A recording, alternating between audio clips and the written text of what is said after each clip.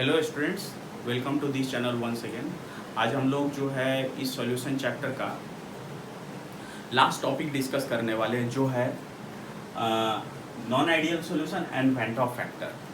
ठीक है, तो नॉन आइडियल सॉल्यूशन क्या होता है वो हम लोग पहले ही काफ़ी डिटेल्स में डिस्कस कर चुके हैं। ठीक है, मैं थोड़ा सा रिकैप करता हूँ कि नॉन आइडियल सॉल्यूशन में एक्चुअली क्या होता है, सॉल्यूट और सॉल्वेंट के बीच में इंटरेक्शन होता है। सॉल्यूट और solvent various type of interaction show करते हैं, जैसे डाइपोल डाइपोल इंटरेक्शन हो गया, हाइड्रोजन बॉन्ड इंटरेक्शन हो गया, ठीक है, या वैन डर वाल फोर्स ऑफ इंटरेक्शन हो गया। ठीक है, या क्या होता है, सॉल्यूट मॉलिक्यूल आइदर एसोसिएट होंगे या डिसोसिएट होंगे उस गिवन सॉल्वेंट में जो सॉल्यूशन बनेगा। ठीक है, तो इसके कारण क्या होगा कि वो फिर जो सॉल्यूशन बनेगा वो सॉल्यूशन आइडियल नहीं रह जाएगा, वो नॉन आइडियल होगा, क्योंकि वहाँ पर सॉल्यूट जो है वो एक स्पेशल प्रॉपर्टी शो कर रहा है। क्या क्या? डिसोसिएशन का, एसोसिएशन का, या सॉल्वेंट मॉलिक्यूल के साथ इंटरेक्शन करने का via different force of interaction. ठीक है, तो यहाँ पर ये जो नॉन आइडियल कंडीशन आ रहा है सॉल्यूशन में, जो नॉन आइडियलिटी आ रही है, उसको मेजर कौन करता है? ठीक है, यहाँ पर जो ये वेंट ऑफ फैक्टर है, ये जो वेंट ऑफ फैक्टर हमने जो यहाँ पर लिखा है, ये went Hoff factor measures the non ideality measures the extent of non-ideality in a given solution। ठीक है, इस नॉन आइडियलिटी को मेजर करता है। ओके, तो ये जो वेंट ऑफ फैक्टर है, ये वेंट ऑफ फैक्टर कैसे डिफाइन होता है? वेंट ऑफ फैक्टर जनरली, जो वेंट ऑफ फैक्टर है, van't Hoff factor indicated by I and defined as observed colligative property। ध्यान से आप लोग देखना, observed colligative property by theoretical colligative property, theoretical colligative property obviously solution का। ठीक है, तो यहां से फॉर सेक ऑफ सिंप्लिसिटी के लिए अगर मैं ऑस्मोटिक प्रेशर को मेजर करता हूं तो ऑस्मोटिक प्रेशर क्या होगा? Osmotic pressure observe by osmotic pressure theoretical. ठीक है, अदर अगर फैक्टर है जैसे कंसंट्रेशन है, तो कंसंट्रेशन आइडियल कंसंट्रेशन, जैसे observe concentration C observe by C theoretical. ठीक है, उसी तरह से अगर हम जो फ्रीजिंग पॉइंट या बॉइलिंग पॉइंट डिफरेंस है उसको अगर हम मेजर करने हैं तो यहां से भी हम मेजर कर सकते हैं। ये हो गया elevation of boiling point observe by elevation of boiling point theoretical. तो here we can measure the all colligative property which are non ideal. ठीक है, नॉन आइडियल कोलिगेटिव प्रॉपर्टी को हम मेजर कर सकते हैं वाया वेंट ऑफ फैक्टर। ठीक है, तो अगेन वेंट ऑफ फैक्टर क्या करता है? Non ideality of the solution को इंडिकेट करता है। नॉन आइडियलिटी में क्या होता है कि ड्यूरिंग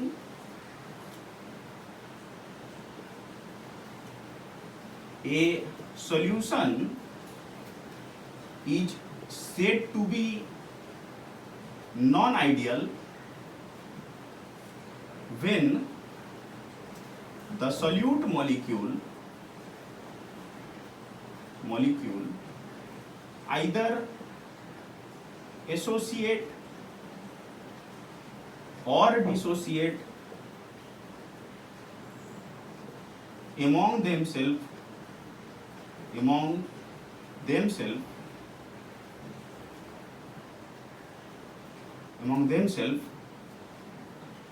ठीक है, in a given solution। ठीक है, so in solution a solution is said to be non-ideal कब? when the solute molecule either associate or dissociate among themselves, आपस में associate और dissociate करेगा उस जो solution बनाएगा उसमें, या क्या कर सकता है, और the solute molecule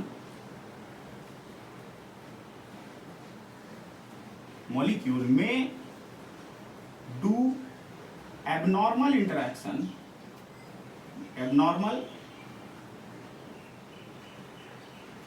interactions with solvent molecules in that solution.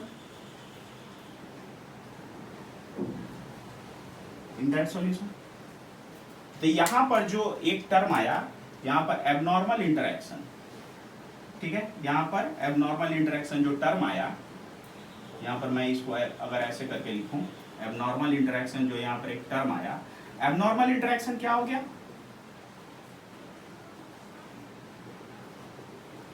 Abnormal interaction का मतलब क्या हो गया?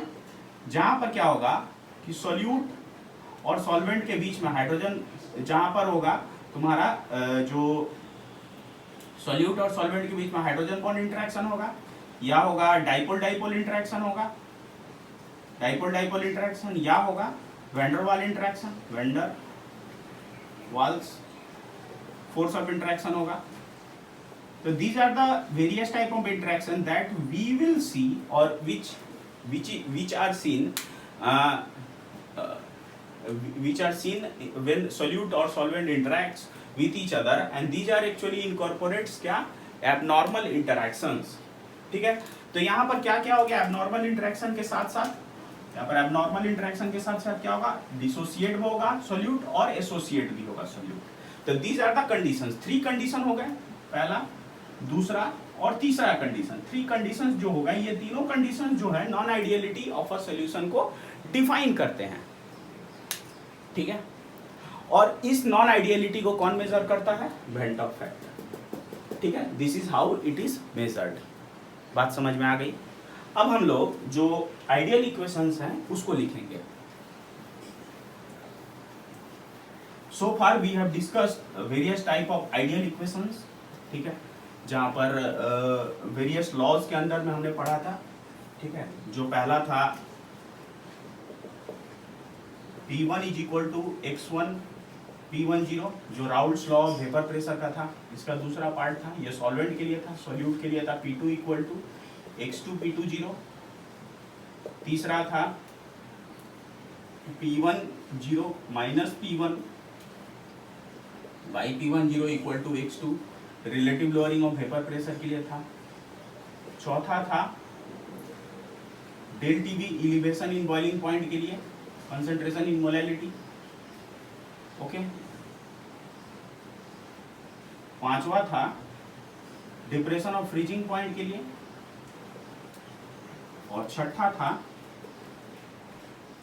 ऑस्मोटिक प्रेशर के लिए, पाई इक्वल टू CRT, जहां पर सभी का यूजुअल मीनिंग हमें मालूम है. तो यहाँ पर जो हमने वेंट ऑफ फैक्टर को I से इंडिकेट किया है, वही यहाँ पर I सब में इनकॉर्पोरेट हो जाएगा, सभी में I इनकॉर्पोरेट हो जाएगा. राइट हैंड साइड में I इनकॉर्पोरेट हो गया. अभी ये जितने भी इक्वेशन हो गए, ये सारे इक्वेशन नॉन आइडियल इक्वेशन हो गए. क्योंकि नॉन आइडियल इक्वेशन क्यों हो गए? क्योंकि सब में I इनकॉर्पोरेटेड है. ठीक है, तो यहां से ये सारे जो इक्वेशन हो गए, all equations are for non ideal solutions. Non ideal solutions के लिए सारे इक्वेशन हो गए, जहां पर I जो है वो वेंट ऑफ फैक्टर को इंडिकेट करता, नॉन आइडियलिटी को मेजर करता, और उस नॉन आइडियलिटी को मैंने सारे इक्वेशंस में राइट हैंड साइड में इनकॉर्पोरेट कर दिया एम्पिरिकली टू अंडरस्टैंड दैट कि हाउ जो है ideal equation non ideal equation में कन्वर्ट हो गया और हो सकता है. बात समझ में आ गई? अब यहाँ पर फिलहाल जो है हम लोग के सिलेबस में है एसोसिएशन ऑफ सॉल्यूट और डिसोसिएशन ऑफ सॉल्यूट के बारे में पढ़ेंगे कि जो सॉल्यूट जब किसी सॉल्वेंट में देते तो या तो एसोसिएट हो जाता है या डिसोसिएट हो जाता है. तो वहाँ पर वो वेंट ऑफ फैक्टर कैसे उसके लिए मेजर करेंगे और नॉन आइडियलिटी को कैसे हम समझेंगे. Let us see that.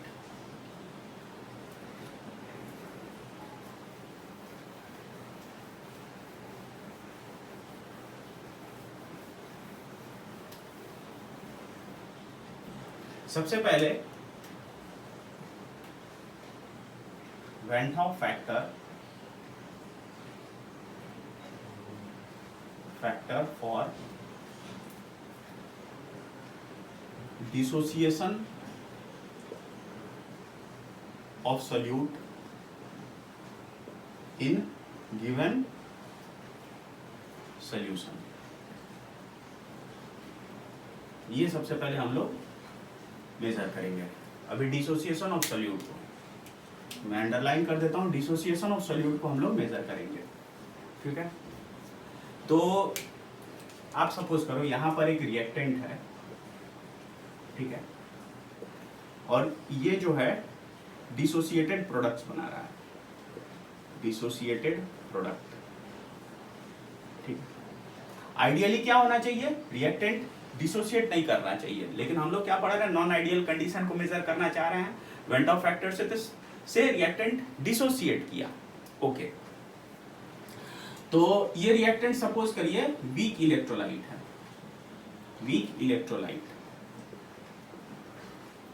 जो रिएक्टेंट हमने लिया वो वीक इलेक्ट्रोलाइट है। तो से रिएक्टेंट सपोज करो ए है, एक रिएक्टेंट है, वो एक रिएक्टेंट यहाँ पर सपोज करिए एक रिएक्टेंट है एट इनिशियली, शुरू में 1 मोल, एक रिएक्टेंट लिया 1 मोल, ठीक है, और ये डिसोसिएट नहीं हुआ है, 0 है। एट इक्विलिब्रियम, क्योंकि ये वीक इलेक्ट्रोलाइट है तो इसका एक पार्ट डिसोसिएट हुआ, सम फ्रैक्शन डिसोसिएट हुआ, तो जो फ्रैक्शन डिसोसिएट हुआ कितना नंबर ऑफ पार्टिकल्स में टूटा, 2 particles, 3 particles, 4 particles, 5 particles, n particles, तो n into alpha, where n is the number of particles, number of dissociated particles,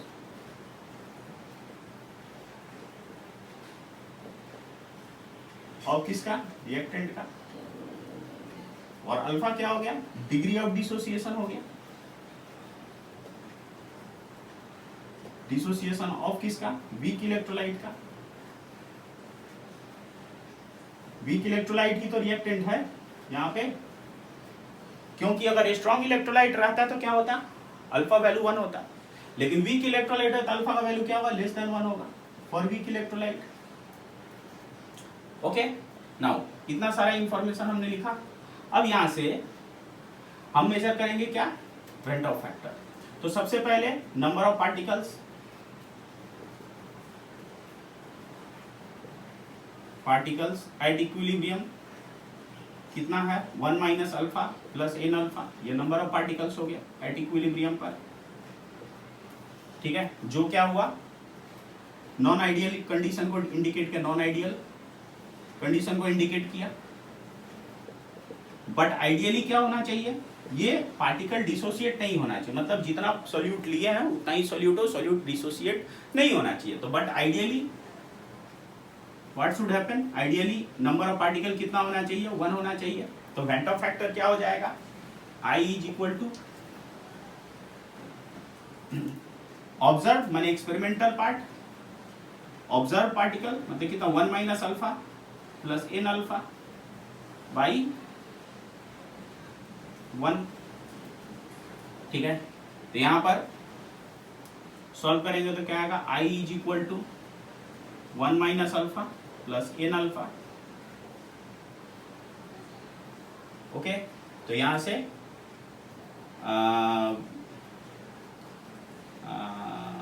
alpha minus alpha n is equal to 1 minus I, therefore alpha is equal to क्या हो जाएगा, 1 minus I by 1 minus n, simple math है। तो इसको हम लोग क्या लिख सकते हैं, i माइनस 1 सुविधा के लिए, और n माइनस 1 ये भी लिख सकते हैं, दोनों ही लिख सकते हैं। तो यहाँ पर अल्फा का पार्ट आ गया, alpha is equal to this one, जहां पर n क्या हो, number of dissociated particle, i हो गया वेंट ऑफ फैक्टर, ठीक है। तो यहाँ पर i मैं फिर से एक बार लिख दे रहा हूँ, i क्या हो गया, observed colligative property, observed colligative property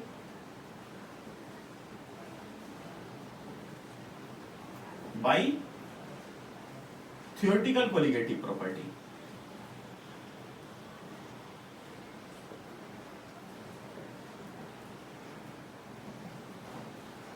वही आई है यहाँ पे। तो यहां से 3 अननोन पैरामीटर हुआ, एक हो गया अल्फा, एक हो गया आई, और एक हो गया एन, ठीक है। तो लेट अस सी एक वीक इलेक्ट्रोलाइट का एग्जांपल हम लोग लेके देखते हैं कि क्या चेंजेस हो रहा है।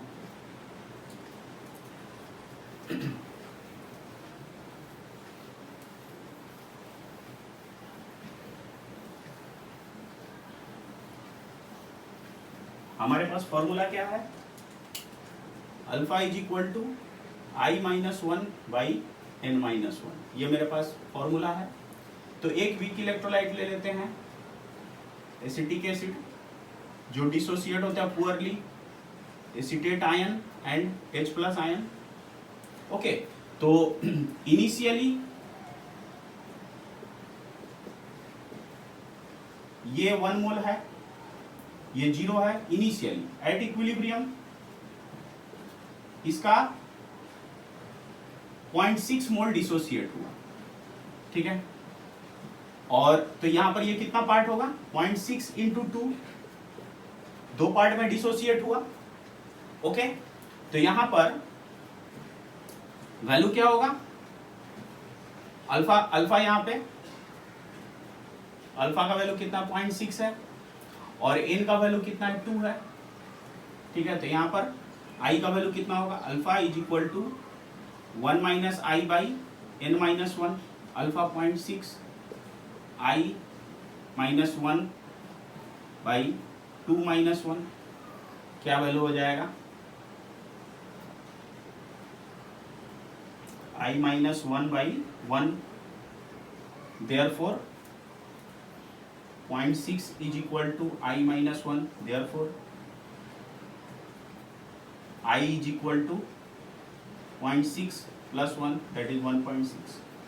तो यहाँ पर I का वैल्यू, तो यहाँ पर Van't Hoff factor, Van't Hoff's factor for acetic acid कितना हुआ 1.6, I is equal to। तो दिस इज हाउ हम जो है आई को कैलकुलेट कर सकते हैं वीक इलेक्ट्रोलाइट के लिए। बट फॉर स्ट्रॉन्ग इलेक्ट्रोलाइट क्या होगा, for strong electrolyte I alpha क्या होगा, अल्फा जो होगा वो 1 होगा। तो अल्फा 1 होगा तो यहाँ पे क्या स्ट्रॉन्ग इलेक्ट्रोलाइट के लिए क्या कंपोजिशन होगा, अगर यही सही है तो 1 माइनस 1 इज इक्वल टू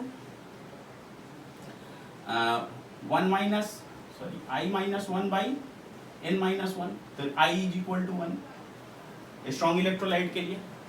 लेकिन वीक इलेक्ट्रोलाइट के लिए अलग होगा। बात समझ में आ गई। तो ये हमने डिसोसिएशन के लिए देखा। सिमिलरली हम लोग एसोसिएशन के लिए भी देख सकते हैं। ओके, अब देख लो 1 माइनस अल्फा ये हुआ, ठीक है। तो यहाँ पर अल्फा का value 0.6, 1 minus I, 1 minus I, number of particles कितने डिसोसिएट हो रहे हैं 2, फिलहाल 2 डिसोसिएट हो रहा है, तो 2 माइनस 1 1, आई माइनस 1। तो यहाँ पर 0.6 by equal to I minus 1, तो I is equal to 1.6। Okay, next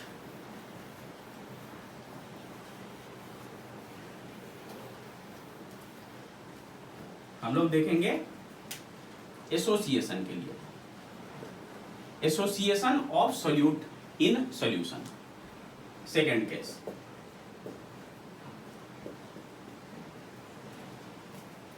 okay, अभी क्या हो रहा है, एसोसिएशन माने जितना रिएक्टेंट लिए हैं 1 मोल रिएक्टेंट लिए हैं, तो अगर डाइमर फॉर्म कर रहा है तो रिएक्टेंट हाफ हो जाएगा, प्रोडक्ट हाफ बनेगा। अगर ट्राइमर हो रहा है तो 1/3 हो जाएगा, अगर पॉलीमर हो रहा है तो 1/n हो जाएगा। जैसे मैं बोल रहा हूं कि यहाँ से अगर मैंने एक रिएक्टेंट लिया है, से एक रिएक्टेंट ए लिया है, एक रिएक्टेंट लिया है,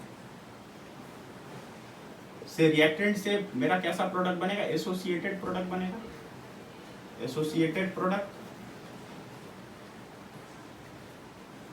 ठीक है। सपोज करिए कि ये रिएक्टेंट का नाम ए है, ठीक है। तो अगर यहां पर ये 1 मोल है, ठीक है, इनिशियली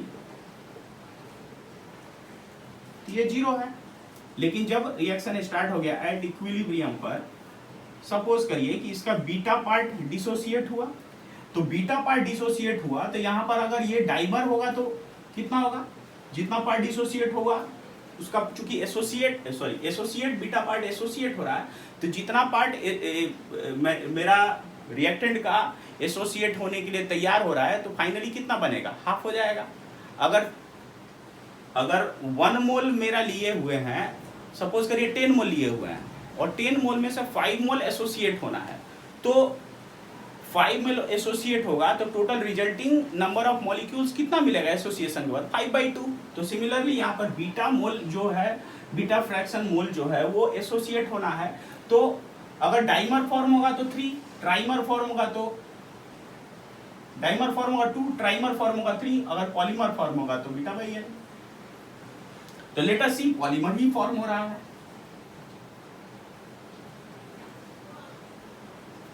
तो यहां पर नंबर ऑफ पार्टिकल्स कितने हो जाएंगे, total number of particles, number of associated particles,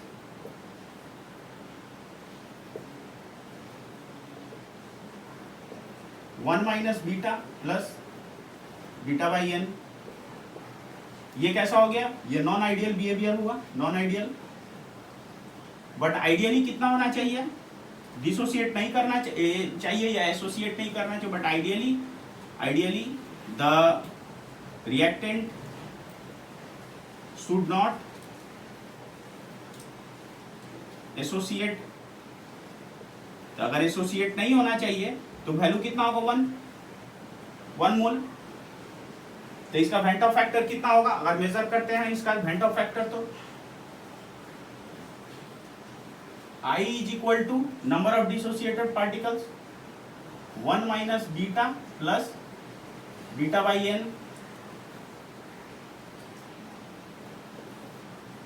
1 minus beta plus β/n by 1। तो क्या हो जाएगा यहाँ से, I is equal to 1 minus beta common निकालेगा तो 1 minus 1/n। तो यहाँ से थोड़ा सा गुणाकार भागाकार करोगे तो आपको यहाँ पर ये इक्वेशन आ जाएगा, beta equal to I minus 1/1/n minus 1। That means यहाँ पर क्या हुआ है, एनमराइज हुआ है। ठीक है, what we are see thinking about, जो एसोसिएटेड प्रोडक्ट जो है वो क्या हुआ, एनमराइज हुआ है, एनमराइज हुआ है, एनमर्स फॉर्म हो रहा है। ओके, तो यहां से ये एक इक्वेशन आया एसोसिएशन के लिए। तो बीटा यहां पर क्या हो गया, यहां पर बीटा क्या है, डिग्री ऑफ एसोसिएशन है, और एन क्या हो गया, number of एनमर्स formed.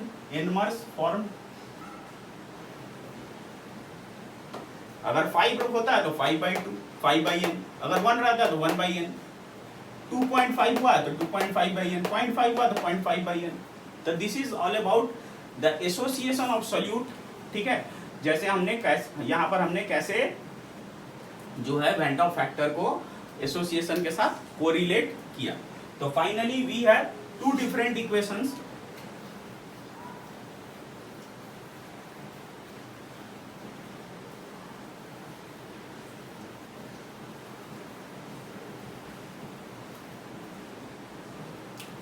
For dissociation of solute, in solution के लिए हमारे पास इक्वेशन आ गया, alpha is equal to I minus 1/n minus 1, ये एक फॉर्म आ गया। और for association of solute in solution, यहां पर मेरा फॉर्म आ गया, beta equal to I minus 1/n minus 1। ठीक है, both indicates the non ideality of the solution. Okay, तो this is about non ideal solution and van't Hoff factor. Now I think you have understood the things what we are going to discuss. हम लोग क्या discuss करने जा रहे थे, and this is the end of the chapter. Apart from that, अगर आपको कोई डाउट है इस चैप्टर से आप कमेंट में लिखिए। ठीक है, and stay safe, stay healthy, don't forget to share with the friends, your family. ठीक है, सो मस्ट लाइक और share and subscribe so that बहुत सारे स्टूडेंट्स जो घर में बैठे हुए हैं उन्हें भी ये वीडियोस देखने को मिले, जानकारी मिले। Okay, so finally what I am saying कि must share, subscribe and like. Thank you.